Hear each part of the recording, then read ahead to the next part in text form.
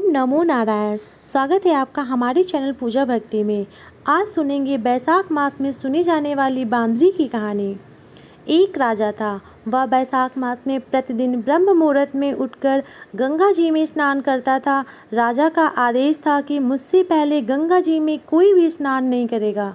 राजा जब गंगा जी में स्नान करने जाता तो उन्हें प्रतिदिन शांत जल के स्थान पर हिलता हुआ हलचल युक्त जल दिखाई देता था।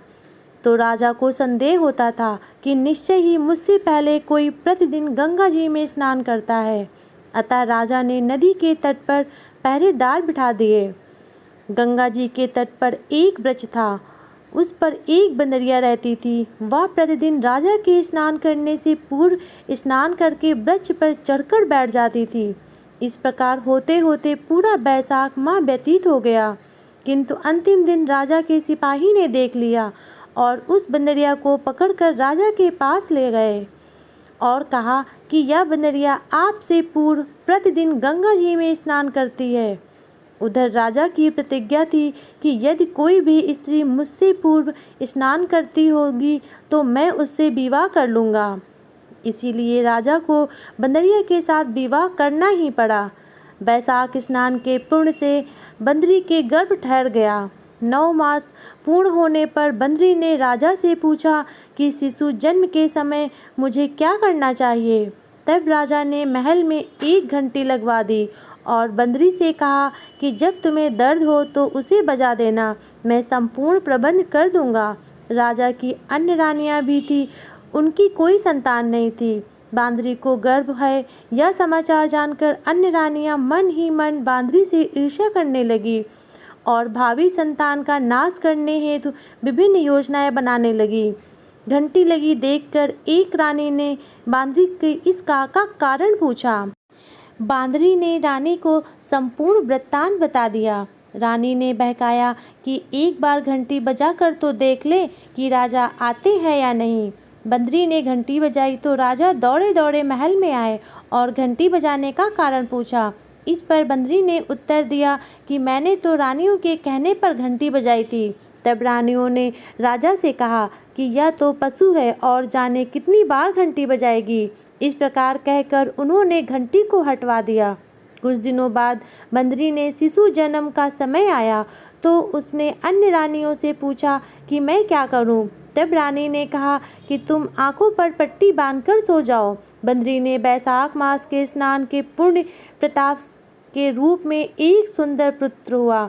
शिशु के जन्म होते ही उसके रोने से पूर्व ही रानियों ने उसे एक टोकरी में रखकर दासी को दे दिया और आदेश दिया कि उसे नदी में बहाकर आओ और उस शिशु के स्थान पर एक पत्थर रख दिया। राजा को भी कहलवा दिया कि बंदरी ने एक पत्थर को जन्म दिया है।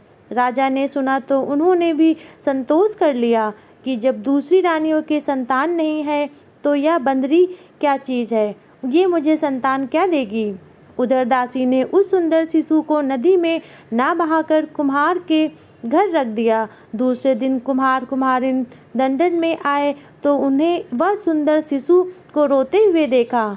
कुम्हार कुम्हारिन भी निसंतान थे। उन्होंने उस शिशु को अपने लिए भेजी गई भगवान की भेंट मानकर और बड़े प्रेम से शिशु का पालन पोषण करने लगे। कुछ बड़ा होने पर बालक को यह ज्ञात हुआ कि वह रानी बंदरी का पुत्र है, जिसको रानियों ने मरवाना चाहा था। एक दिन वह बालक कुम्हार के बनाए हुए मिट्टी के हाथी घोड़े लेकर पनघट पर जा बैठा।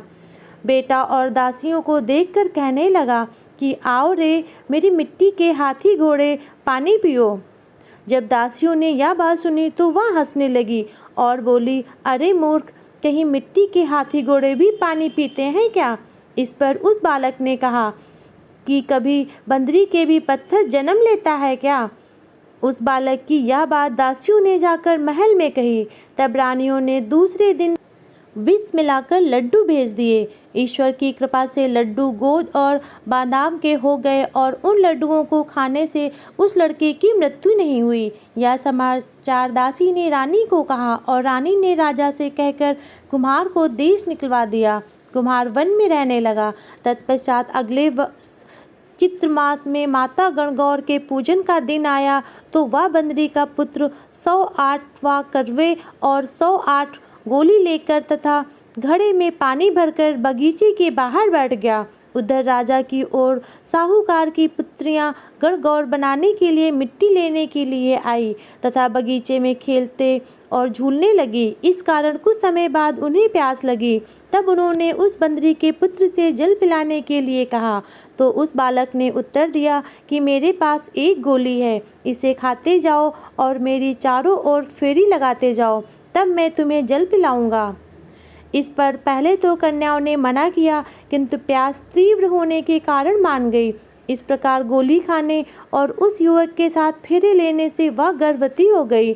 जब वह बाद में उसके माता पिता को यह ज्ञात हुआ तो यह सुनकर कुम्हार के पास गए और संपूर्ण वृत्तांत सुनाया और कहा कि तेरे पुत्र ने हमारी कन्याओं से विवाह किया है, अब तुम्हें उन्हें अपने पास रखना होगा। तब कुम्हार ने निर्धन होने के कारण असमर्थता व्यक्त की। 2 कन्याओं के माता पिता ने बहुत सारा धन देकर अपनी कन्याओं को कुम्हार के घर विदा किया और कुम्हार के घर 108 बहुएं आ गईं और कालांतर में उनके 108 ही पोते हो गए। कुम्हार ने समस्त नगरी में भोजन हेतु निमंत्रण भेज दिया, राजा को भी बुलवाया। राजा के यहाँ से रानी बंदरी के अतिरिक्त सब भोजन हेतु पधारे। तब राजकुमार राजा की आज्ञा लेकर बंदरी को लेने रथ पालकी लेकर गया और लाकर सभा में सबसे ऊंचे स्वर्ण आसन पर बिठाया। राजकुमार ने अपनी सभी पत्नियों को समझा दिया था कि बंदरी मुझे जन्म देने वाली माता है। एक एक बहू रानी बंदरी के चरण स्पर्श करती गई और एक एक सोने का सिक्का और पोते को गोद में देती गई। जब राजा और अन्य रानियों ने यह सब देखा तो कुम्हार के पुत्र से इसका कारण पूछा। रानियों को तो संदेह होने लगा कि यह अवश्य ही बंदरी का पुत्र है। इसीलिए रानी और रूठ कर राजा से कहने लगी कि कुम्हार के पुत्र ने हमारा अपमान किया है और बंदरी का सम्मान किया है, अतः हम लौट कर जा रहे हैं।